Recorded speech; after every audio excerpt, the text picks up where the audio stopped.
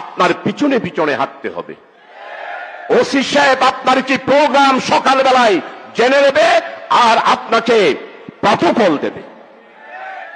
টিএনু সাহেব যা উন্নয়ন এসেছে, সমস্ত উন্নয়নের হিসাব যিনি নমিনি তার থেকে খুঁজে বের করতে হবে। যিনি নমিনি তাকে দিতে হবে।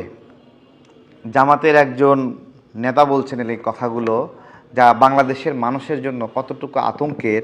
তাদের কথায় মামলা নেবে, মামলা দেবে, পুলিশ প্রশাসন প্রোটোকল দেবে, শিক্ষকরা তাদের প্রচার করতে বাধ্য হবে। এই বিষয়গুলো বলার পরে আর কি বলার থাকে? দেশের মানুষের স্বাধীনতা, সার্বভৌমত্ব 1971 সালে পাকিস্তানিরা যেরকমভাবে কেড়ে নিয়েছিল, আজকে জামাত সেম একই কায়দায় আমাদের স্বাধীনতা, সার্বভৌমত্ব কেড়ে নিতে চায়। বলতেছে পুলিশ তাদের কথায় উঠবে বসবে, প্রশাসন তাদের কথায় উঠবে বসবে। এইটা কেমন অধ্যত্ত আচরণ যে সে বলছে তাদের কথায় মামলা দিতে হবে, মামলা নিতে হবে। চলুন আমরা একটু শুনি এটা। প্রশাসনের যারা আছে তাদের সবাইকে আমাদের আন্ডারে নিয়ে আসতে হবে। আমাদের কথায় উঠবে, আমাদের কথায় বসবে, আমাদের কথায় গ্রেফতার করবে, আমাদের কথায় মামলা হারাবে।